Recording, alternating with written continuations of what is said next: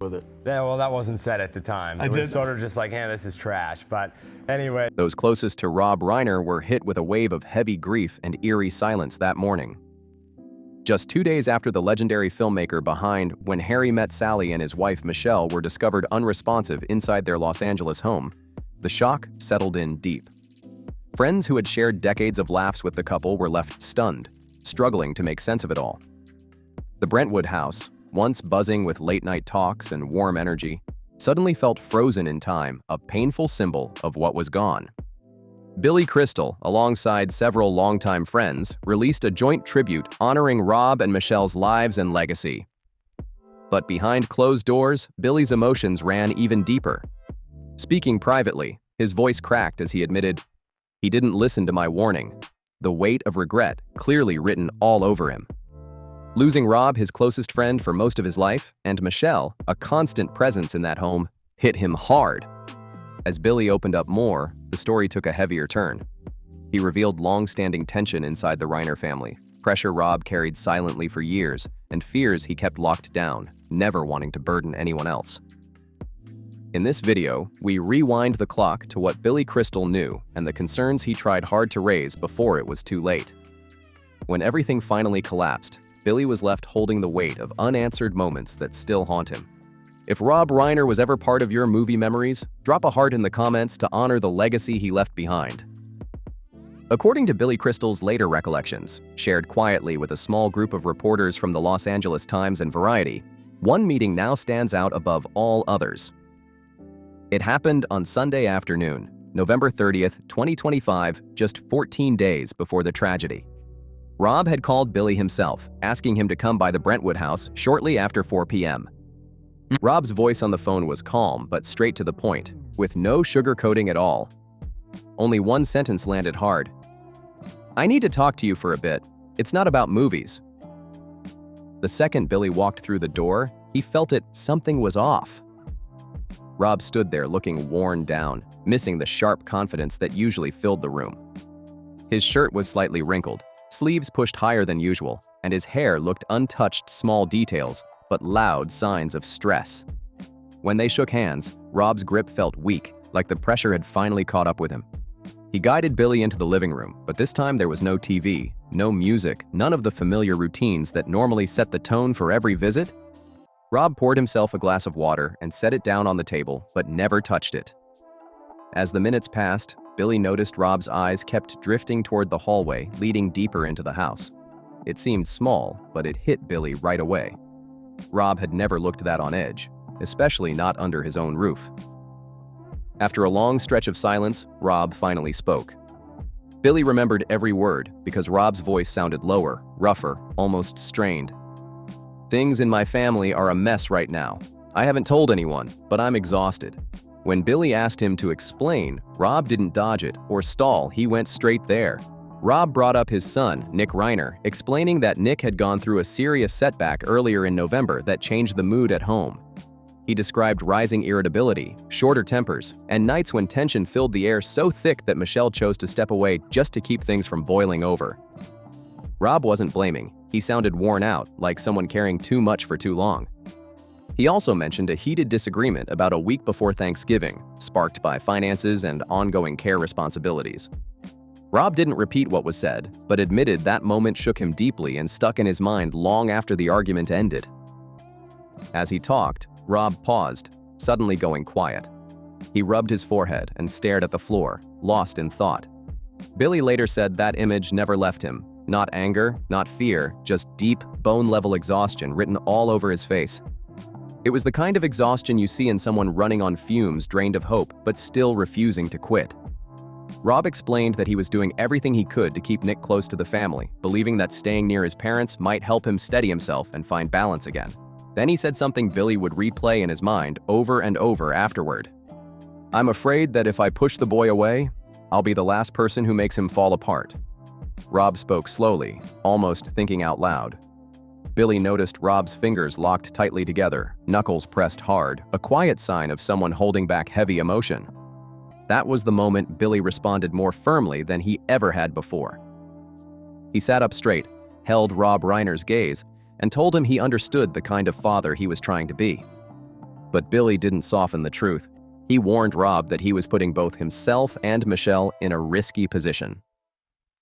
Billy stressed that the behaviors Rob described couldn't just be brushed aside, especially when everything was happening inside their own home. Trusting family bonds, he said, was natural, but this situation needed clear boundaries, not silence. Rob listened without cutting him off. Billy later remembered the moment Rob finally lifted his head, eyes tight with strain. His voice dropped as he admitted he understood the concern, but he couldn't bring himself to see his son as a danger, no matter how complicated things had become.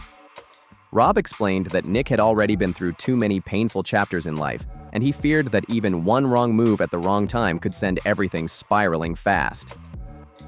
As he finished, Rob leaned back in his chair and let out a long breath, the kind that comes from doubt and heavy responsibility. It felt like he wasn't sure anymore if the choices he was making were the right ones. The room fell into a thick, uncomfortable stillness. Rob stood up, walked over to the window, and stared out into the backyard, a space filled with years of quiet family memories and moments that once felt safe. After a moment, he turned back toward Billy. Billy gently placed a hand on Rob's shoulder and said he would take time to think everything through again after Thanksgiving. Billy left the Brentwood house as dusk settled in, the sky darkening faster than expected. He later admitted that an uneasy feeling followed him for days afterward, refusing to shake loose. According to Billy Crystal, it was one of the very few times he ever walked away from Rob Reiner's home with a single thought stuck on repeat. Something was deeply wrong, quietly unfolding beneath the surface. That private conversation took on a whole new meaning after the events became public. Billy later reflected that it changed how many details surrounding what happened in Brentwood were viewed. In hindsight, the warning signs felt like they had always been there, only becoming clear once everything was exposed. When Billy first learned what had happened inside the house, his reaction was pure disbelief. It didn't resemble the Rob he had known for decades at all. What hit Billy the hardest wasn't just how serious the situation was, it was the order everything unfolded in. The Brentwood home had never been a quiet place that stayed still for long. Rob and Michelle Reiner lived by steady routines, with people coming through, planned visits, calls, check-ins, and a rhythm that rarely broke. But this time, the silence stretched on. Everything only came to light when someone arrived as scheduled, knocked again and again, and got no response. That detail shook Billy deeply. He couldn't stop wondering how so much time passed without anyone inside raising concern and why no one noticed sooner that something felt off. Billy paid close attention to the early accounts of what happened next. When Roy entered the house, she saw her father first and immediately ran back outside in distress. Michelle was in a different part of the home and was discovered later. That detail stayed stuck in Billy's mind because it suggested they weren't together at the same moment. The fortune of having two parents who had great comic timing and wit. My mother was responsible for some of the biggest laughs. And then this is a group of, Carl Reiner, Mel Brooks, and formed of what happened seemed to follow that same pattern, and that realization hit him hard. One detail Billy couldn't shake was the amount of time that passed before anyone outside the home realized something was wrong. There was a long delay between when events unfolded and when the silence finally raised alarms. To Billy, that quiet didn't match the man he had known for decades, and that disconnect haunted him more than anything else. Billy also reflected on Roy's reaction the moment she entered the house and then ran straight back outside. The level of distress described to him sounded overwhelming, far beyond what any family member could ever be prepared to face. He recognized that shock instantly, comparing it to the feeling that hit him when he first read the early reports himself. What unsettled Billy the most, though, was Nick's absence. When everything came to light, Billy was careful not to jump to conclusions. Still, he admitted that detail pulled him right back to that afternoon in Brentwood weeks earlier. Rob had told him then that he could no longer predict his son's reactions during moments of intense tension, and to Billy, Nick not being present felt like a missing piece he couldn't ignore. As Billy connected each detail, a troubling picture formed. He came to believe that what happened wasn't a single, sudden moment, but the final point in a long chain of warning signs that had been quietly building for a long time. Those signs, once overlooked, now shifted the entire story in a different direction. It became a version where Nick Reiner's name faded from public accounts and existed only inside Rob's private reflections. While many people were still trying to piece together scattered information about what unfolded in Brentwood, Billy found himself thinking differently. He didn't start by asking what happened. He focused on who had already left the house before anyone outside fully understood that something was terribly wrong. Billy later said that the moment he learned Nick Reiner wasn't present, a familiar heaviness settled deep in his chest. It was the same weight he felt weeks earlier when he walked out of Rob Reiner's home after their private conversation. Nick had never been some distant name to Billy. Nick, whose full name is Nicholas Reiner, born in 1993, had long been the source of Rob's deepest worry and quiet fear. Over the years, Rob spoke openly with Billy about the struggles Nick faced, including repeated setbacks and long efforts to regain stability. Those struggles slowly took a toll on the entire family. Billy clearly remembered Rob admitting there was a period when Nick nearly disappeared from family life altogether, moving from place to place and cutting off contact for long stretches of time. Because of that history, learning that Nick wasn't at the house when everything came to light hit Billy hard. It immediately brought him back to Rob's earlier words that he could no longer predict his son's reactions during moments of intense pressure. As Billy reflected, another detail stood out that he couldn't ignore. Through quiet industry conversations, he later heard about the hours leading up to everything becoming public. Billy learned that Rob and Nick had a tense exchange the previous evening during a holiday gathering hosted by Conan O'Brien.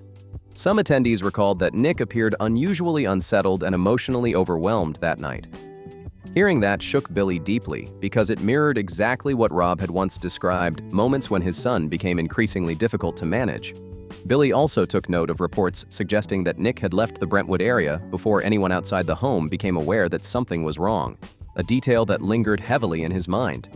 Billy later learned that Nick had been located several miles away that same evening, and that detail stuck with him hard. The distance felt important, lining up closely with how Rob had previously described his son's behavior during moments of emotional overload or confusion. As new developments surfaced, Billy followed everything closely, unable to look away. When images later appeared showing Nick in a courtroom setting under supervision, Billy said the sight shook him deeply. In that instant, every concern and warning he had ever shared with Rob suddenly felt painfully real. According to information Billy received through public reporting, Nick remains in custody as legal proceedings continue, with additional court dates expected in early 2026. For Billy, the unfolding situation reinforced a belief he couldn't ignore. What happened in Brentwood wasn't sudden or random.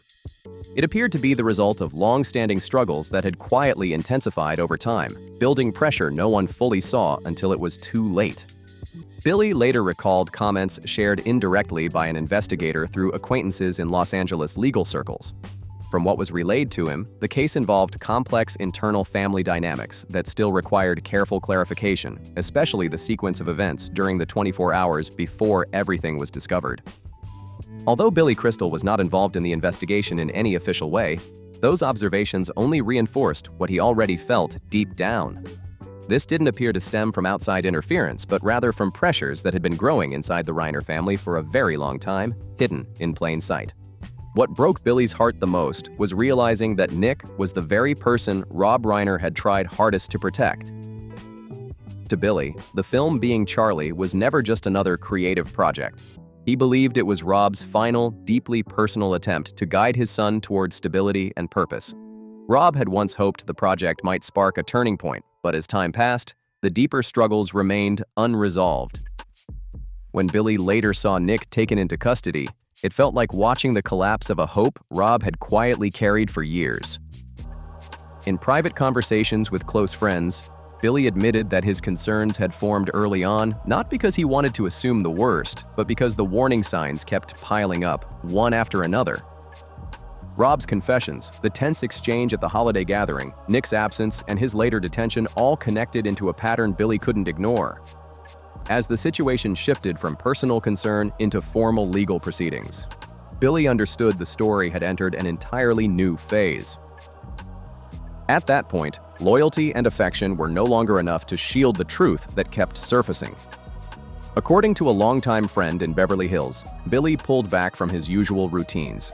He stopped visiting familiar restaurants, skipped year-end gatherings that had been planned in advance, and stayed mostly inside his home. For days, he kept to himself. He left only once, quietly driving through Brentwood before returning home without speaking to anyone. Those closest to Billy could feel it. He was pulling inward, retreating into a private grief that cut deep. Losing Rob wasn't like losing an ordinary friend. It felt like losing a piece of his inner world, someone he'd leaned on for decades. Rob was the first person Billy called with good news, and the one he turned to when doubt crept in.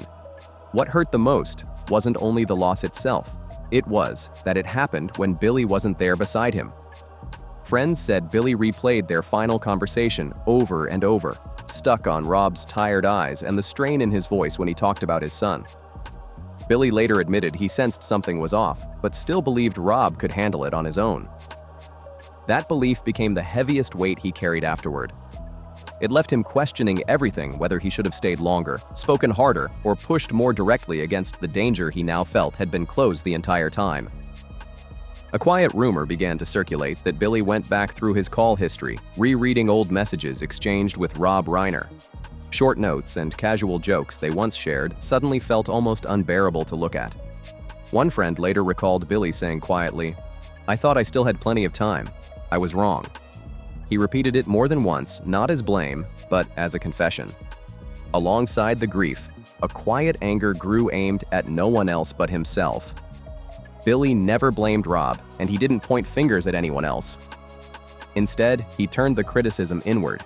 He faulted himself for being the kind of friend who listened closely, but didn't push hard enough when it truly mattered.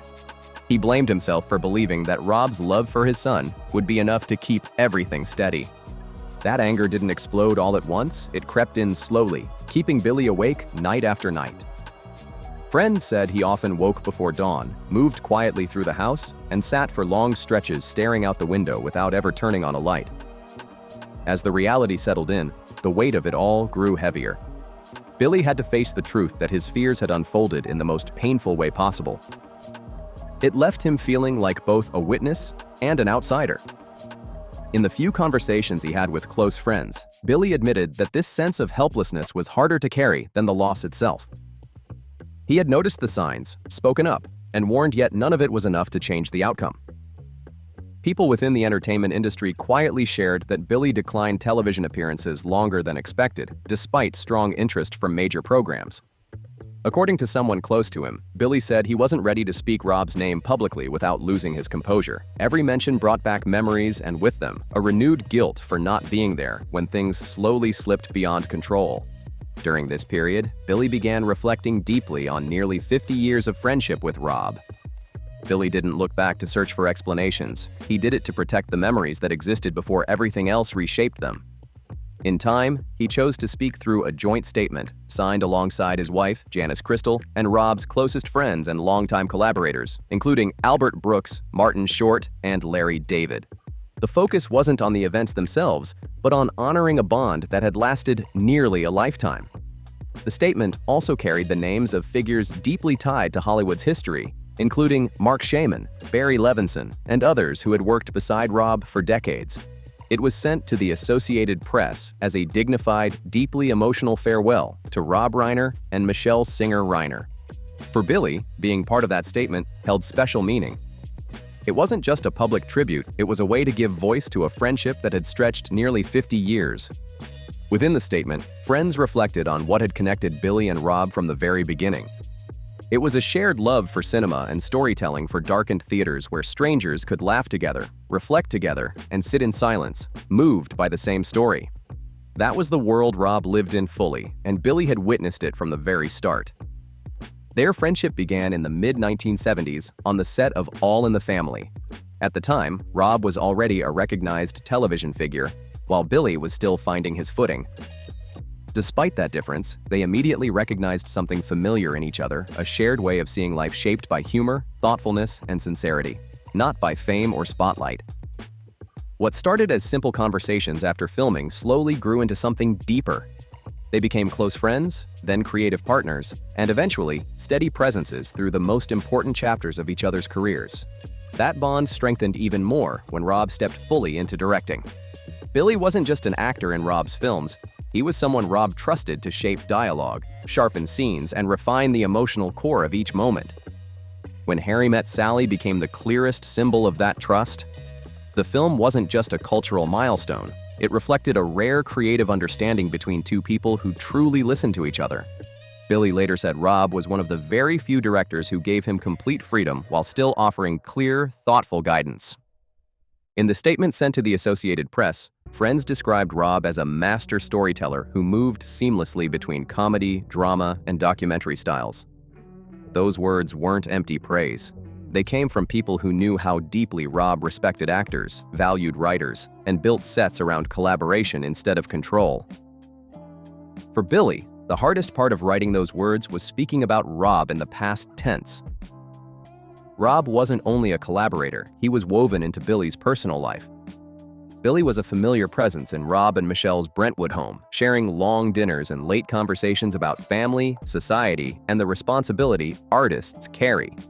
Knowing that Rob and Michelle passed away together in that same home left Billy feeling like something sacred had been quietly taken away, a truth too heavy to fully put into words. The joint statement also honored Rob and Michelle as a couple, remembering their partnership as one built on loyalty, resilience, and a shared sense of purpose. Billy Crystal had long admired how Michelle's singer Reiner stood beside Rob not just in family life, but in the social and civic causes that mattered deeply to them both. That admiration only made the loss hit harder. To Billy, it felt like losing two people who were inseparably tied to one of the most meaningful chapters of his life. In the closing lines of the statement, Billy and his friends included a quote from It's a Wonderful Life, a film Rob deeply loved. The line reflected the idea that one person can touch countless lives, and when they're gone, the space they leave behind is impossible to measure. Billy understood that truth in a deeply personal way. For him, the space Rob left wasn't just in film history, it was in everyday life, in phone calls that would never be returned, in conversations that would remain unfinished after nearly 50 years of friendship. Speaking publicly wasn't just Billy reacting to loss. It was a deliberate choice made by someone determined to protect the truth of who Rob really was, beyond headlines or speculation. Billy wanted Rob remembered not only for the films, but for his loyalty, his curiosity, and the generosity he showed to everyone around him. That, to Billy, was the legacy that mattered most, the one that couldn't be rewritten or taken away.